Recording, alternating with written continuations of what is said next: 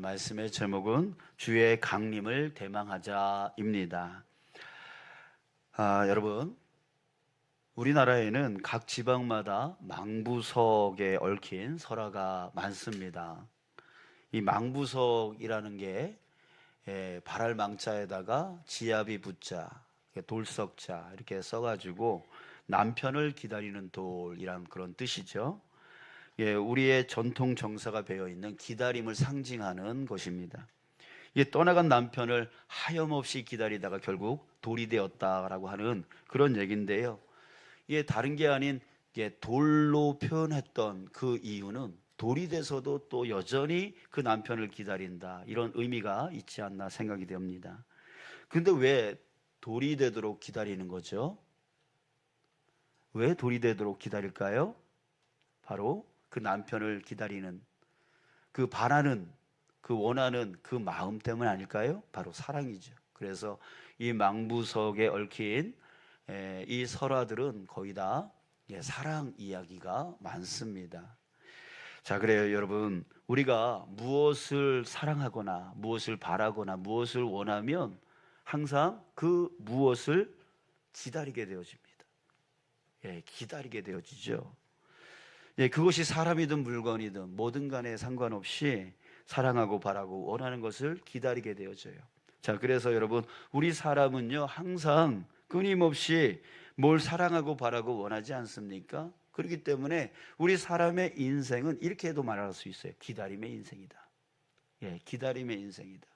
예를 들어서 수험생이나 직장을 구하는 구직자들은 뭘 기다릴까요? 합격 통보를 기다릴 겁니다. 또 직장인들은 퇴근 시간을 기다리고, 또 휴가를 기다리고, 또 월급날을 기다리며 삽니다. 또 연인들은 사랑하는 일을 기다릴 거고, 학생들은 방학을 기다릴 거고, 또 군인들은 전역하는 날을 기다릴 겁니다.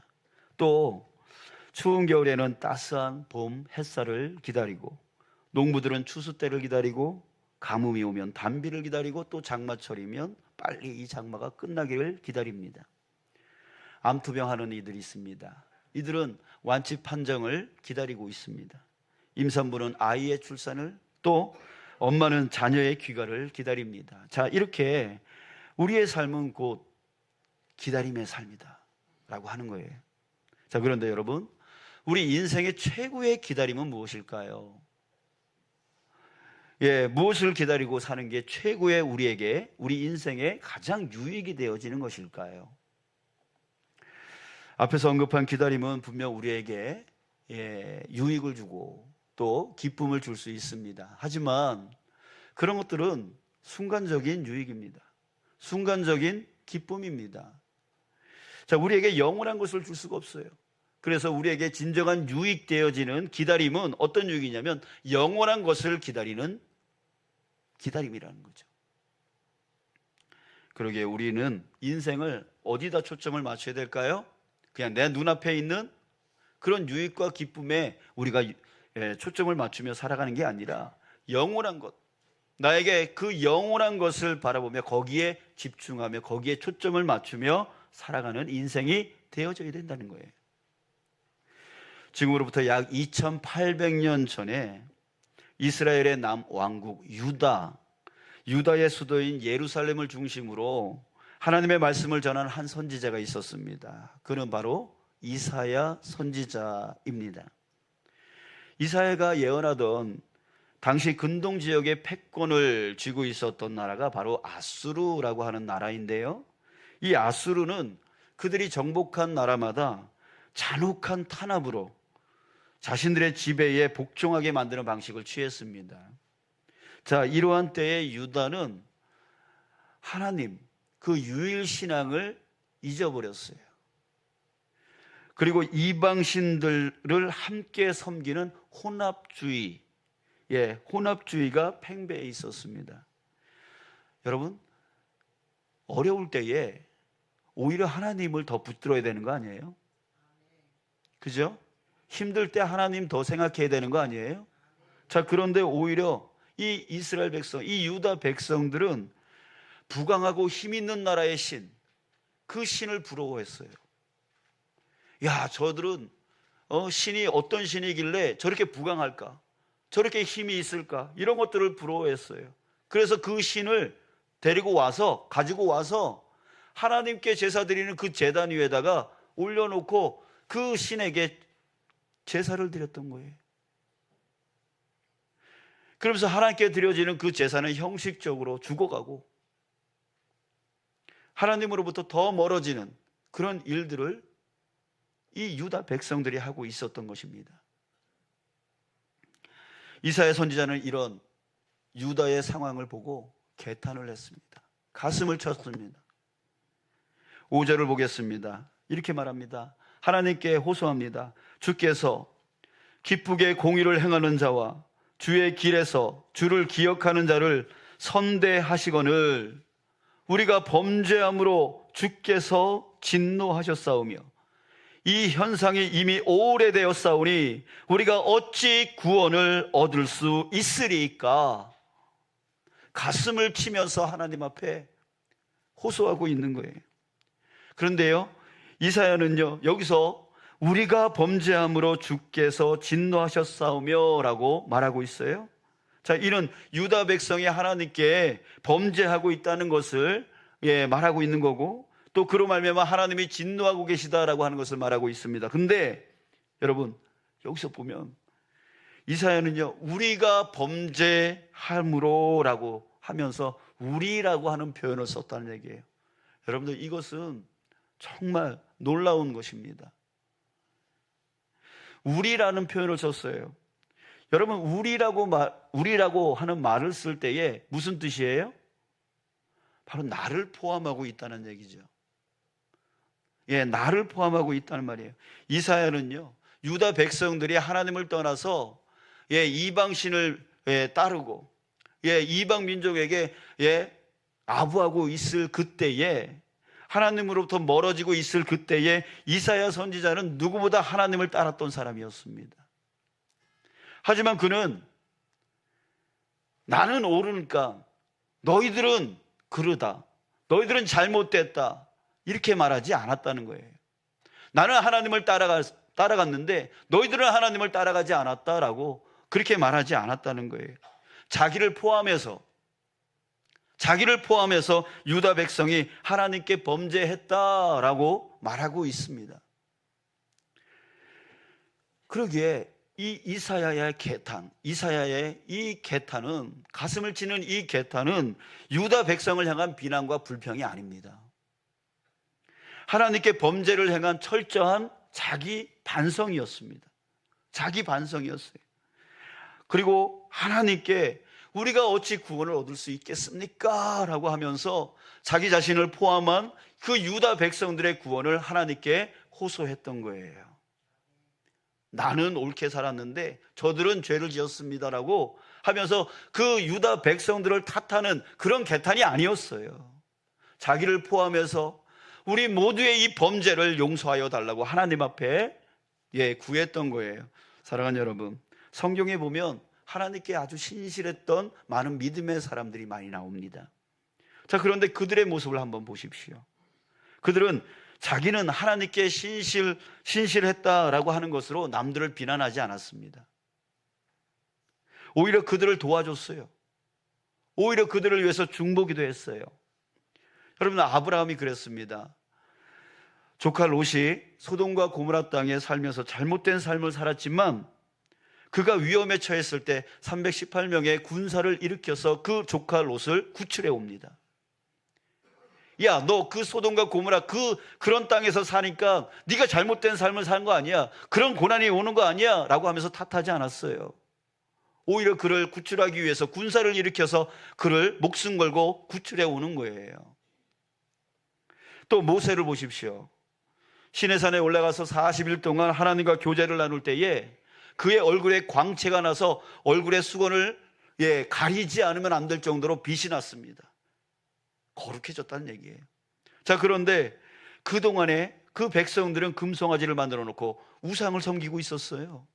그래서 하나님께서 진노하시면서 이 백성들을 내가 다 없애버리겠다라고 그렇게 말씀하셨습니다. 그때 모세는 어떻게 했어요? 맞아요, 하나님. 예? 저는 하나님과 이렇게 교제를 나누고 있는데 저들은 금송아지 만들어 놓고 우상을 섬기고 있네요. 그래요, 그렇게 돼야 돼요. 이랬어요? 아니에요. 아니에요.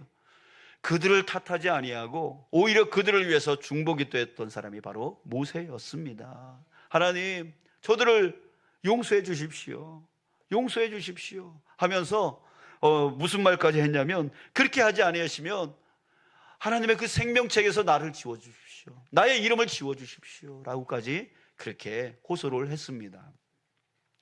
여러분들, 신약에 넘어와서 우리 스데반 집사를 또 우리가 생각해 볼 수가 있어요.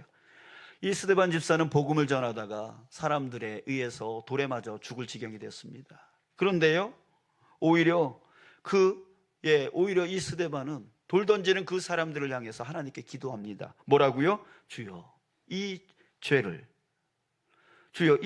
그들에게 돌리지 마옵소서 하면서 죽었어요. 사랑하는 여러분, 우리도 이런저런 상황을 핑계 삼아서 하나님의 공의를 따라가지 않고 하나님께 순종하지 않는, 하나님으로부터 멀어지는 현대 그리스도인들을 보고 가슴을 치며 개탄할 수 있어야 됩니다. 이러면 안 되는데, 이렇게 살면 안 되는데, 이렇게 하나님으로부터 멀어지면 안 되는데, 우리 그리스도인들이 그렇게 살면 안 되는데 라고 하면서 가슴을 치는 그 개탄함이 우리에게도 있어야 됩니다. 그러나 여러분, 그것은 비난이나 불평으로 끝나는 개탄이 돼서는 안 됩니다. 자기를 포함해서 그리스도인들의 범죄를 처절하게 반성해야 되는 거예요. 그리고 우리 모두의 구원을 위해서 하나님께 호소하는, 정말 중보하는 그런 기도를 해야 되는 것입니다. 그런데요, 여러분, 이사야는 하나님께 호소하는 것으로 끝나지 않았습니다. 즉, 현재의 문제가 해결되는 것만을 위해서 하나님께 구하지 않았다는 거예요. 1절, 2절을 한번 보겠습니다. 우리 함께 읽을까요? 이 부분은? 자, 함께 보겠습니다. 1절, 2절 시작.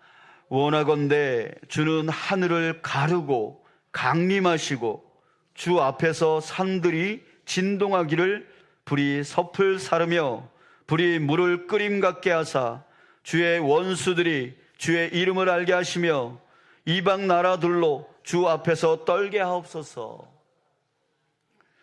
여러분, 이사야는 하나님께 하늘을 가르고 이 땅에 강림해 달라고 호소합니다. 무슨 말이냐면 하나님께서 직접 와달라는 거예요. 직접 임해달라는 거예요. 자, 왜 그래요? 하나님이 강림하실 때, 하나님이 직접 강림하실 때에 주의 모든 원수들이 주의 이름을 알게 될 것이라고, 또 모든 이방 나라들이 주 앞에서 떨게 될 것이라고 하는 거예요. 하나님이 강림하실 때, 여기서 주의 원수들과 이방 나라는 무엇을 말하는 걸까요? 당시에 그 아수르 제국, 이스라엘 백성들을 힘들게 만들었던 아수르 제국일 겁니다. 자, 하지만 이것을 우리가 영적으로 해석한다면, 이 주의 원수들과 이방 나라들은 세상 공중권세 잡은 사탄의 세력들을 말합니다.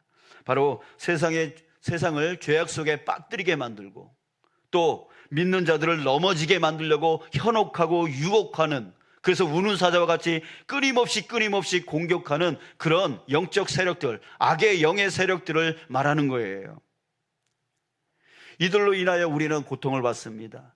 이들로 인하여 우리는 고난 속에 빠집니다. 이들로 인하여 우리는 하나님으로부터 멀어지게 되어집니다. 그 영적 세력들을 말하는 거예요. 여러분, 이사야는 바로 종국적인 문제의 해결까지 하나님께 구하고 있다는 거예요. 그 방법이 뭐라고요? 바로 하나님의 강림이었습니다. 하나님이 직접 이 땅 가운데 임하시면 그 모든 악의 영의 세력들이 완전히 소멸되어져서 정말 하나님의 나라가 온전히 세워질 것이라고 말하고 있는 거예요. 그래서 하나님의 강림을 기다렸어요. 하나님의 강림을 대망했어요, 이사야 선지자는. 그래요. 그런데 이사야 선지자는 하나님의 강림을 결국 보지를 못했습니다. 결국 보지를 못했어요. 하지만 보지 못했다고 안 이루어진 것은 아닙니다. 이사야는 비록 하나님의 강림을 보지 못했지만 바로 그의 기도는 결국 이루어졌습니다. 이사야 그 선지자 이후에 800년 후, 지금으로부터 약 2000년 전에 바로 한 유다 마을 베들레헴에서 하나님의 강림 사건이 일어난 것입니다. 바로 예수님의 탄생입니다. 그분은 하나님의 강림이 분명했습니다. 왜요? 2절에서 이사야가 소원했던 것들, 그 소원했던 것들처럼 예수님이 가는 곳마다 이사야가 소원했던 그런 일들이 일어났던 거예요. 주의 원수들이, 즉 사탄 마귀들이 주의 이름을 알고 그 앞에서 벌벌 떨었어요.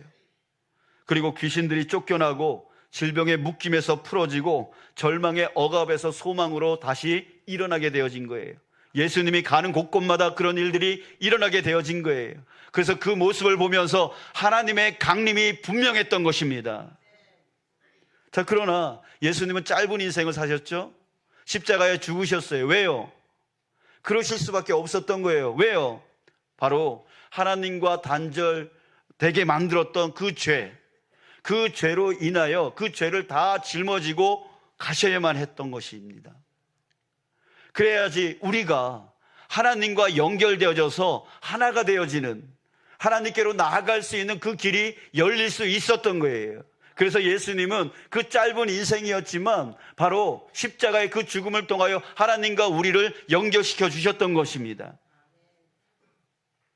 자, 그러나 예수님은 가셨지만 예수님이 가시면서 우리에게 이렇게 말씀하셨죠. 내가 다시 돌아오리라. 다시 오리라 라고 말씀하셨어요. 바로 예수님의 재림입니다. 재림. 여러분, 그때는 바로 진짜 세상의 끝이라고 했습니다. 즉 이사야 선지자가 소원했던 그 일이 일어나는 거예요. 바로 종국적인 문제 해결의 날이 오게 되어지는 것이죠. 사랑하는 여러분, 이 믿음을 여러분들이 가지기를 주님의 이름으로 축복합니다. 아멘. 자, 우리 인생 최고의 기다림은 바로 영원한 것이라고 했어요.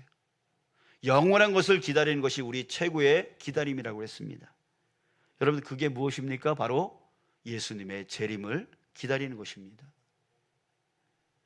예수님이 다시 오실 때 그때는 영원한 것이 완성되기 때문에 그래요. 그리고 그때 하나님의 나라가 세워지기 때문에 그렇습니다.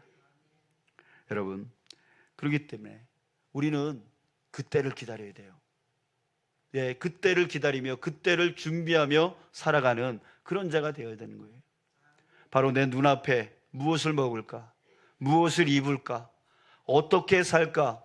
이 걱정 아래 묶여서 정말 이제 다시 오실 그 예수님의 재림의 날, 세상의 끝날, 하나님의 나라가 완성되어지는, 더 이상 기회가 없는 하나님의 나라가 완성되어지는 그 날을 잊어버리고 살면 안 된다는 거예요.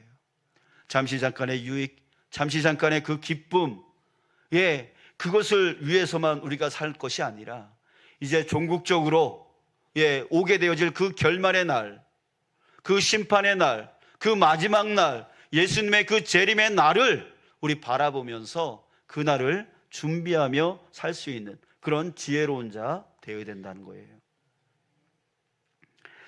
사랑하는 여러분, 하나님의 강림을 고대하고 기다렸던 그 이사야의 바람대로 예수님은 지금으로부터 2000년 전에 이 땅 가운데 오셨습니다. 그런 것처럼 이제 다시 오실 예수님을 기다리는 우리의 바람대로 예수님은 반드시 다시 오실 것입니다. 여러분들, 우리 이 믿음을 갖고 그날을 준비하며 살아가는 저와 여러분들 되어지길 주님의 이름으로 축복합니다. 사랑하는 여러분, 이제 오늘부터 대림절 기간입니다. 이 대림절이라고 하는 것은 가깝게는 예수님의 탄생일을 기다리는 절기이고, 또 궁극적으로는 예수님의 재림을 기다리는, 그 마음을 품고 나아가는 절기입니다. 이때 우리 더욱 예수님을 묵상하는 시간 되어지길 원합니다. 예수님이 누구인지, 예수님이 어떤 길을 가셨는지, 예수님이 나와 무슨 관계인지, 이것을 깊이 우리 생각하고 묵상하는 그런 기간 되어지길 원합니다. 그래서 우리의 눈이 떠지길 원합니다. 당장 눈앞에 있는 것만 바라보는 것이 아니라 예수님이 다시 오실 그날을 기다리며 그날을 준비하며 살아가는 그런 우리가 되어지길 원합니다. 그래서 우리의 신앙, 우리의 삶, 정말 이것을 우리가 원점부터 다시 한번 생각해서 내가 지금부터 어떻게 살 것인가? 어떻게 살면 주님이 기뻐하실까? 어떻게 사는 것이 그날을 준비하는 그런 삶일까? 여러분들, 이것을 우리가 고민해 나갔으면 좋겠어요.